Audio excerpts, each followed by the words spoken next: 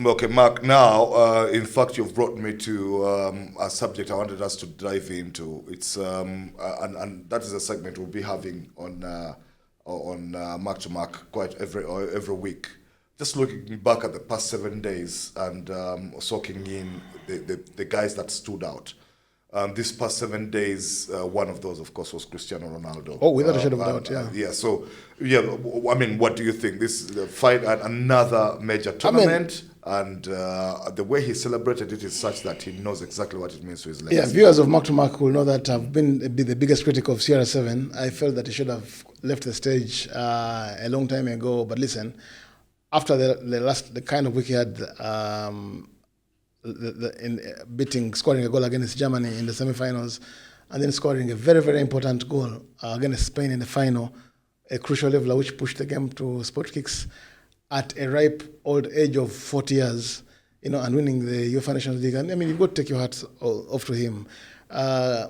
Cristiano Ronaldo would make the top 5 list of the greatest players of all time for me. Yes, certainly. Even without the World Cup, because of what he has achieved over the last how many years? 20, 21, 22? Yes, I mean, 2004 is when he first really emerged Yes. out of Sporting and into Man United and into the Portugal national team for that Euro, which they hosted and lost to Greece.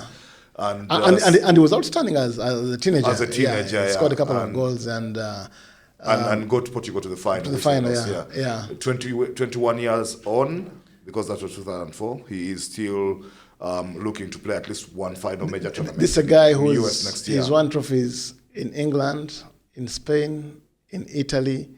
He's top scored in all those leagues. He's won all the NVIDIA awards. He's won 5 Champions League crowns. He's won all the domestic cups in those countries. Before him, Portugal had never won any trophy.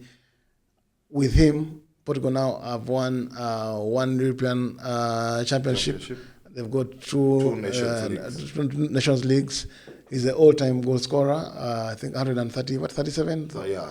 And then he's played 226 or so caps for Portugal. I mean, those are staggering figures. I mean, before you remember when somebody reached 100 in the days of the Lothar Matthäus we used to think, how on earth did somebody play 100 internationals at that level? And there are things which you can take for granted, Mark. But listen, there are many players who are a lot younger than Cristiano Ronaldo, who retired a long time ago. Oh, yes. Yeah. I mean, Gareth Bale retired from football. He's way younger than Cristiano Ronaldo. I saw a clip of a pot-bellied Eden Hazard the other day. And Mesut Ozil, these are guys who are younger than Ronaldo. But they're well retired. Mesut Ozil now looks like a bodybuilder. He looks like Ivan Biokwa, so if you saw him, Yes, but and then there's Wayne Rooney. I mean, Rooney looks like 75. But how Cristiano Ronaldo has maintained that hunger, his physique. I mean, Ronaldo is the fittest athlete I think there's ever been. He's as lean. His hunger and the single-mindedness to compete at the very top. It's amazing. It's crazy. It's amazing. I watched Jurgen Klinsmann say that, look, this guy, they were asking him, why do you think Ronaldo celebrated like that? It's not a World Cup, for God's sake. Yeah. It's just the European Nations League. And Klinsmann, somebody also played for quite a bit, said, look, this guy got injured towards the end of that game. And I can tell that he could feel that his body is not where it used to be. Yeah. So he knows that wins like this, it's almost time. It's almost over.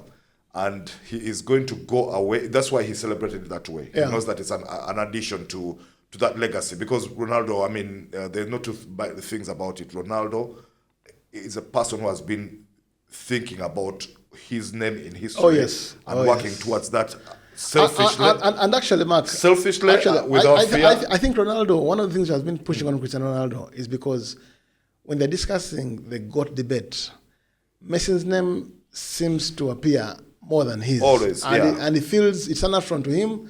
It's like it's disrespect to what he has accomplished over time, and he's saying, listen, I think I should be there. Yeah, listen, because you also just said top 5. There's so many other people in the world of football who, never mind Messi, who still will not put him above a Maradona or a Pele. Yeah. Which is why they will say top 5. While, Yes. while they think Messi has actually eclipsed some of those Yes, guys, yes. they don't think Ronaldo has. And that is something that... Yeah, because I mean, when you factor in everything, the longevity, Yes. because Ronaldo has been there, has lasted longer than Maradona. Yes.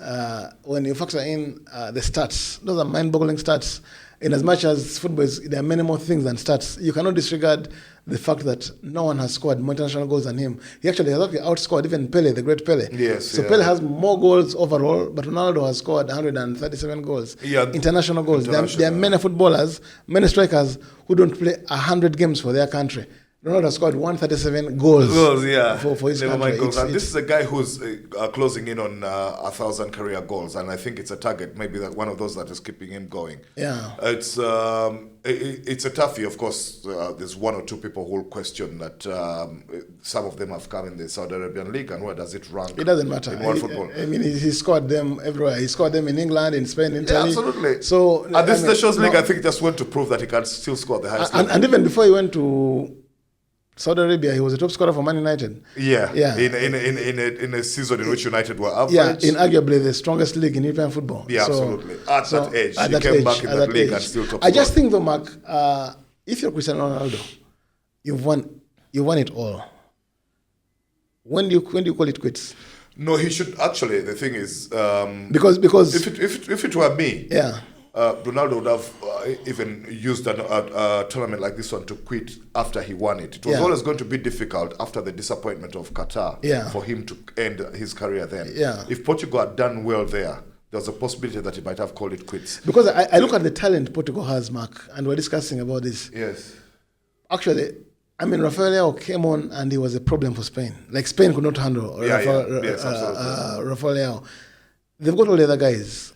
Goncalo Ramos has kind of, he hasn't progressed as As quickly as we thought it was going to be when he first popped well, out. and maybe he needs to at leave Benfica, PSG yeah. because when you have people like Doué and Bacola and the likes, I don't know, it's going to be Dembele hard for and him. everybody. I know everybody. But this is a genuine talent Yes. who's better days ahead of him. And then you've got all the other guys. They have the strikers. Jotas, They have Diogo Jota. Yeah. They still have some kids coming through. Yeah, like Fabio Silva and everything. because the fact of the matter is that if Ronaldo wants to go to the World Cup, and I mean, knowing Cristiano Ronaldo and how single-minded he is, he probably thinks he has that one shot at the World Cup.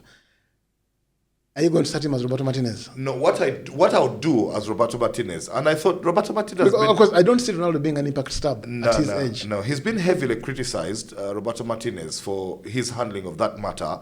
And I mean, he's been vindicated. he if was you look at vindicated by the winning it Financial because, Nations League, and I looked at during that game, at the start of that game, when Ronaldo was barely touching the ball at that final against Spain, and the cameras kept swinging to Luis Figo, sitting with Jose Mourinho Yeah. and Pepe. Yeah. And I was like, these guys, two of them have been critics of Ronaldo at some point Yes. in his career. And I was thinking, these are the guys who are saying, what are you doing out there? Why don't you step aside and all, especially Mourinho and Figo. But although Figo would never admit it in public, but I think he's been a critic before. Yeah. He really, and I think Ronaldo knew that. He knows that pressure. So, which is why he celebrated that much when he scored, which is why he was disappointed when he got injured. But he also twice walked to the touchline to whisper in Roberto Martinez's ear. Now, it's really tough, Mark, as you know. The guys who manage, say, a LeBron in the NBA and Yeah. manage a Cristiano Ronaldo. Yeah. I mean, you're virtually coaching. hard work, You're yeah. coaching the coach. Yeah, you're coaching.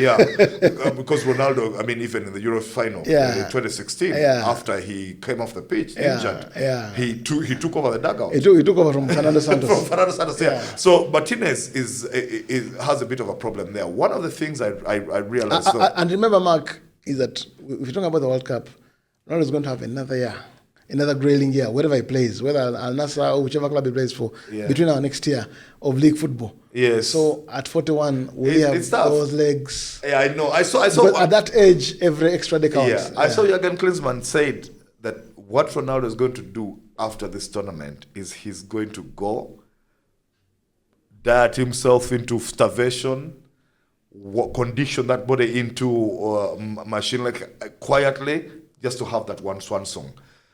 What Martinez would do is to manage the minutes better, group stages earlier.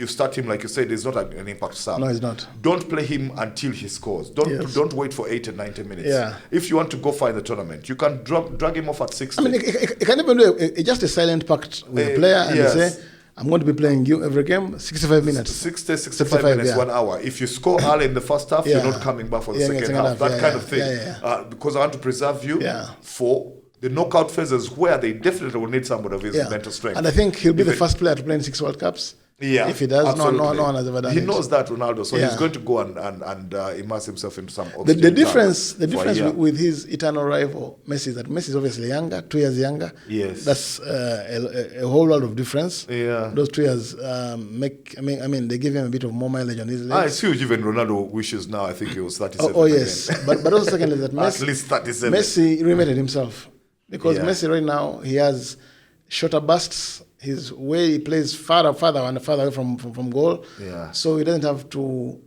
be the focal point of the attack. Absolutely, yeah. And I think Messi is going to consume lesser energy than Ronaldo at this age in the twilight of their careers. He's not putting himself under pressure No, to he's score not. goals. Ronaldo right now, Yeah. Messi's footwork is such that it helps him play with drawn roles and have an influence on the game Yeah. without necessarily scoring. And is why his figures have been less Yeah. than Ronaldo's for the last 3-4 years. And the kind of relationship Messi has with Scaloni, I see Messi sitting out even some games and letting all the other kids do the Yeah, job. If they've qualified or if they think they're playing Panama, Argentina would beat Panama with or without Messi. They don't need Messi to beat And Panama. if we're honest with ourselves, the Argentina players probably play more for Messi than the Portuguese yes. ones play for Ronaldo. Oh, yes. Even if people will insinuate that both teams are playing Oh, for yes. the one guy, Oh, yes. I think in Argentina it's more pronounced. Yes, more pronounced. Though everybody is playing for Messi. For yeah. Messi. So, yeah. The other big advantage for Portugal and for Ronaldo is that I think Portugal actually have a better squad than Argentina. At the moment, they do. Talent-wise, they do. Talent-wise, they do. I But, mean, if yeah. you look at the plethora of talent that abounds in that Portugal team, Mark, it's obscene. They've got like 4 playmakers, 4 game changers. Yeah. Look. One of the problems that Martinez has with that squad. Argentina just have a team which is together, yeah. which has been brought Yeah. together by success. Yeah, absolutely. And they have belief in the coach, and they all work for Messi. But I think pound for pound, I think Portugal have more, yeah. Which is why for Scaloni, it's easier to pick his 11. His 11 picks itself. Yeah. But for Portugal, there are problems there. Martinez is having problems. You saw for that final, he started João Neves at right back because he has to accommodate him on the same team for the form he has shown at PSG this year. Yes. On the same team which has Vitinha, Bruno, and who was the third midfielder that took up that slot? Because he had Vitinha, he had Bruno in the middle, so he sent Neves to right back. But there were so many. There's so many. Oh yeah, and Bernardo Silva. Bernardo Silva was the third guy who took up a middle slot because in the wide areas he had started the Conceição kid, who is on fire. Yeah, and then scored the crack against Germany. And then he played Pedro Neto on one of the other sides. Yeah. If it was me, selection-wise, players. he could have sacrificed Pedro Neto for a right back, a proper right back like Semedo or Dallo, and played Neves with Vitinha, because Neves with Vitinha is what has worked in Europe the whole year. You want to keep that partnership. Yeah. But also, so you could sacrifice Neto. But also, then he's got to find ways of involving a guy like Rafael Leao Ali. Because they don't, even with all the talent they have, they still don't have the bursts of speed, the long legs, the ability to take on and beat men, and what Rafael Leao does. Yeah. Sometimes he disappoints with his final ball. Yeah. But a person who does this, I mean, it's a nightmare for defenders. As persistent he's physical, as he he's does, strong, he's he's going to quick. cause them problems. But Mark, we put something about Lamine Yamal in the final. I thought for the first time, Lamine Yamal looked like 17 years. Yes. I thought he was overruled by the occasion. He was, yeah. This whole Cristiano Ronaldo comparison, we thought he was above it, but we had forgotten about his age. I mean, the kid is 17 years, and he looked 17 years. I haven't seen him play a worse game. He was shot for confidence. He was playing blind passes. Yeah. He failed to beat men. He had a hand in the opening goal, but by and large, I think I haven't seen him play a worse game than he was. Yeah, he looked every inch the 17 years. Yeah, I believe at a mental level, the criticism, rather the comparisons with Cristiano and all, which we didn't think might affect him, did. They did. And this is a guy who plays for Barcelona, Cristiano Ronaldo's eternal rivals. Guy who worships Messi, Cristiano Ronaldo's eternal rival.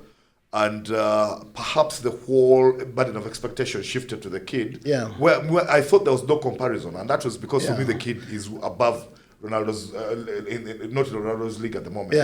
But yet it turned out to be the other way around because Ronaldo was mentally more prepared. Even if physically Ronaldo was tracking back at 40 years. Dispossessing twice or thrice. He showed he was mentally more prepared for that occasion than the kid. But the world belongs to this kid now and not Ronaldo. The thing though is that the other thing, Mark, there are two other things which affected Yamal's game. One was how well Portugal defended. Because it wasn't only Yamal who didn't shine. I thought that Nico Williams on the other side had no excuse whatsoever. The focus would shine, and he did it. Yamal would hog the limelight, the focus because of what he had turned out to be at his age. But Nico Williams was also shut out. I think Portugal played a good game. The second bit, Mark, is I think, to be honest, the commercialization of football has put too much in terms of physical demands on these players. They're playing way too much football. The Nations League was too much of an extra. And when you add to the fact that these guys still have to go to the World Cup, I mean, it's completely crazy. Actually, the amount of football. I'll be honest, Mark. Yamal has played for Barcelona at 17 should not be. For me, the FIFA World Club Cup is quite a senseless tournament, a tournament for which I've been accredited. It's quite senseless, Mark, because there's too much football. I mean, these guys, and for me, even having internationals at the end of a season like that is already a problem. Like the Nations League and all these qualifiers. For me, from a purely selfish point of view as an African, the reason the Africa Cup of Nations is being staged in December was to accommodate the FIFA World Cup. So that means that actually the FIFA are disregarding a tournament for which Africans are so proud of, for a senseless tournament of players who have been fatigued. They've got no legs. I mean, and they need a summer of rest because next season is going to be crazy. It's going to be crazy, So you have PSG who've just won 4 trophies. Some of the players have just competed in the UEFA Nations League as well. And now you're getting people like others are playing qualifiers. Dembele and Bakola and Doué who are on the flight to Atlanta and LA to compete. I mean, when are they going to rest? And even for a kid like Yamal, you're just 17 years and you've competed because Lamar now is a starter for Barcelona. You can make the argument he's young, but he's played. I don't care how young you are. At the end of the day, you're going to get one out when you've played so many games. That much at football. That age. It's a bit too much. The Club World Cup eventually, when it catches on, of course, FIFA. One of the things they did there was to fight this whole idea of Super League in Europe. Some of the clubs were trying to front. I think the previous model was better when it was the Intercontinental Championship. Champions, when they would previously it used to be the champion of Europe, the champion of South America. They played in Tokyo, but then eventually it became the Club World Cup. The Club World Cup, which was being hosted first was in I think Qatar, then Dubai, then Morocco, where you had just the champions. The African champions, the CONMEBOL champions, and it used to be staged somewhere in December, So which was within the season, and there wasn't so much. Now they've so commercialized it that they've brought the whole world on board. And Mark, imagine from Auckland to Miami. So you have 32 teams competing in the US. You have some games happening in LA. You have some games that are going to be happening in Dallas, some games are going to be happening in Miami, some games are going to be happening in New Jersey, and the US is quite huge. So you have some games happening in Addis, other games are happening in Harare. I mean, all the flights and it's going to be crazy. But again, it's going to be exciting if you can wake up for those games in this part of the world. But we'll come to that when we do the predictions. Because our Ononyango will be part of that. I'm really looking forward to it. So now, before we leave the bit about the winners from last week, Mark, from one end of the scale, we're talking a 40-year-old in Cristiano Ronaldo, to the low end of the scale where things are only just beginning for two sports people who have got the potential and have got the potential to eclipse people we didn't think they could. Carlos Alcaraz and Coco Gauff I didn't think that, again, in the same era, after we'd seen people walk in and surpass Pete Sampras's 14 slams, I thought it was unreachable. Roger Federer and Djokovic and Nadal came and wiped it completely off, and you thought that what they've done over the years is untouchable. And then you have Carlos Alcaraz step onto the scene, and the guy has already won 5 slams. And the latest one was so amazing. And then Coco Gauff as well, winning her 2nd slam, again in such an amazing comeback fashion. I'll tell you this, Mark.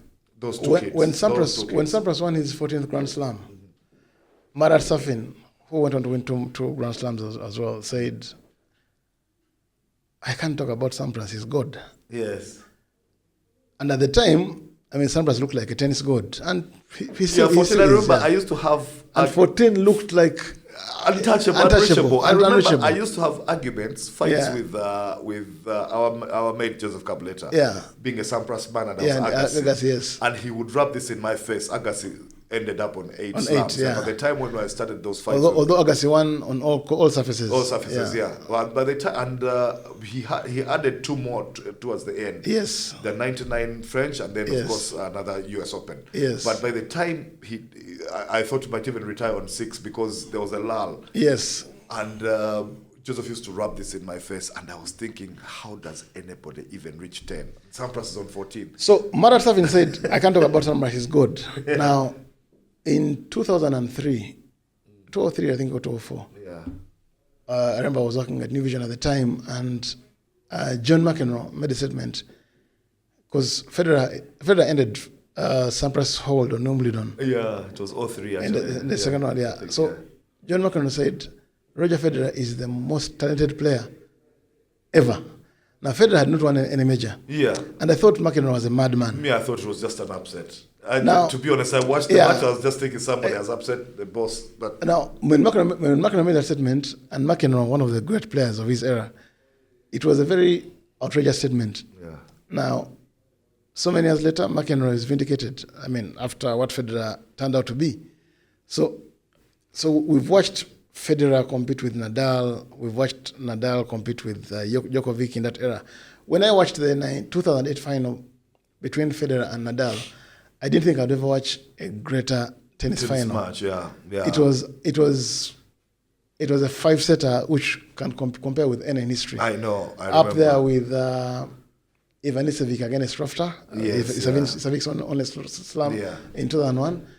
But listen, I remember the 4th set tiebreak, which Federer won to take it to 5. Yes, that is perhaps the best tennis I've ever seen. Oh yes, it now, was crazy. It was, the shot making was just out of this world. Now, this final between Yannick Sinner and Carlos Alcaraz. Alcaraz has won 5 majors, never lost a Grand Slam final, and Yannick Sinner is the world number 1.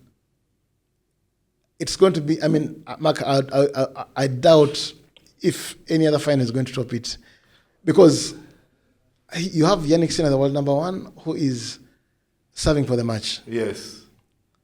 Alcaraz is in a deep pit. Yeah. You don't have put a penny. It looked like it was ending in straight sets. It looked like it was ending in straight sets. Yeah. How Alcaraz managed to save himself match points, broke Sinner's serve, and then went on to won that tiebreak, and he really lost some tiebreak in the match. Exactly, and then went on to beat Sinner. I mean, to beat Sinner in those 5 sets. Yeah. I mean, it was madness. It was madness, and the level of tennis, Mark. Some of the points. I mean, some of the returns, the ground strokes, the rallies.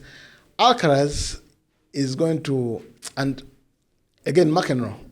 I started with McEnroe. McEnroe said in the aftermath of that final, he said, I watched Nadal compete. Nadal is the greatest clay court player of all time.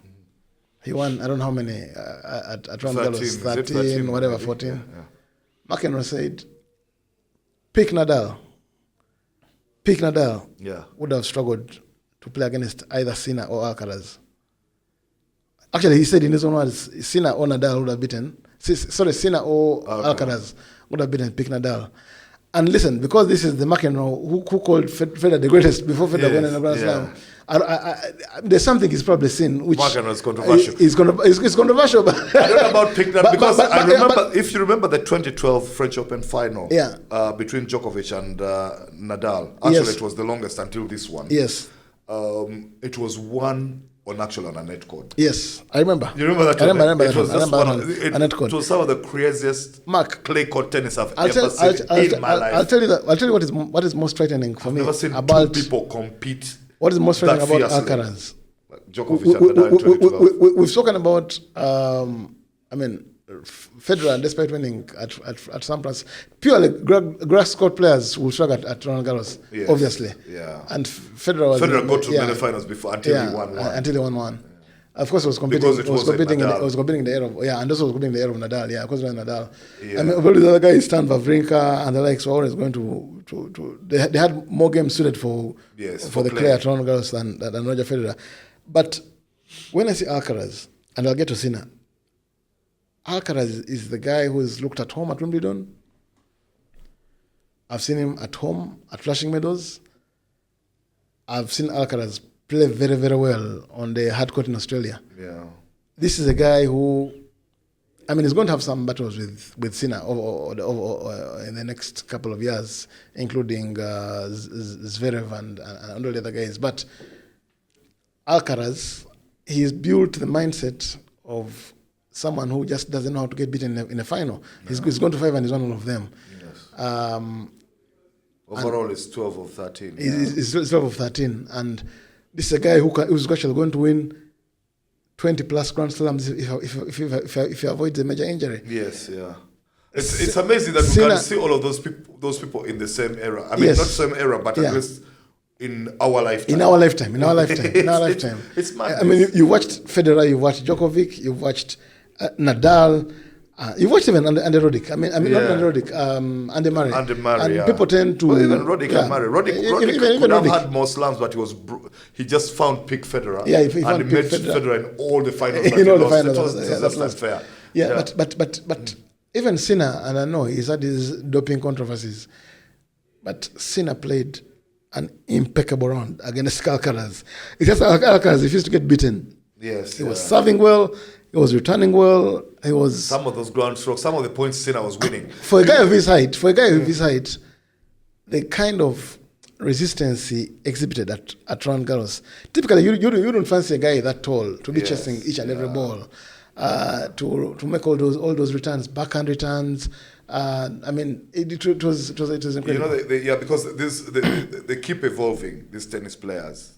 So much so that, as you said, when Federer was a grass court king and Nadal was a clay court king, you could see Djokovic came and then he was the hard court king because he's won more Australian Opens than anybody and everything. And then he sort of made the game, he made himself an all-round player on all the surfaces. And Nadal adapted to playing on the hard courts and grass and started winning there too. But now, this generation of guys who have come out, they are actually have been built as all-round court players. Yeah. Because in the past, a guy playing like Alcaraz would not be able to play on grass or hard courts. Yeah. But he's good there. A guy who plays Sinner's game should not be that good on clay. Yeah. But Sinner is as good on clay as he is on grass. It's crazy. The shot making those kids were coming up with, the court coverage. It's pure madness. You can't be running like that for 5 hours. They drop volleys because they were dropping and they were getting to them. They played for almost 6 hours. I'm looking forward to this. They played for almost 6 hours, man. Because that final started at 4 p.m. Yeah, and ended before kickoff for Portugal. Just before kickoff for Portugal and Spain. It was mad. But Coco Gauff, we've got to mention something about Coco Gauff. I think finally we have someone who is going to walk in the footsteps of Venus and Serena. I thought Naomi Osaka got distracted. She threatened, but this kid is a real deal. Yeah, she is. Yeah, like we were talking when we were talking about McIlroy and his motivation, inspiration to play after just winning a major. It is tough on those tours, which is why you have to give these people credit. Because, I mean, Naomi Osaka, she's started getting depression and all sorts of issues, of course, when we thought she was going to dominate. Yeah. Ashley Barty came up and won Grand Slams in Australia, from Australia and everything, and retired. As the world number one. Yeah. She retired as the world number one. She retired early because she just couldn't take it anymore. Just couldn't take it anymore. Yeah, the pressure of being at the top is too much to bear. Too much, yeah. But Coco Gauff looks like the deal, because now she's won 2 Grand Slam finals against the best player in the world in Aryna Sabalenka. Coming from a set down. Yeah. Because even at the US Open. And I've seen her compete very well against Iga Swiatek. I've seen her. Yeah. I mean, she looks focused. I just hope that, typically for young female athletes, to get distracted by a boyfriend and things like that. Serena has kept that at bay until much older. Yeah, until they're much older, and that's why they managed to succeed. So, I mean, you hope that she fulfills her potential, and if she does, who knows? We could have someone who will win 20 plus Grand Slams. Absolutely, because she's the first to win 2 slams under 22 for the women. So it's going to be quite incredible.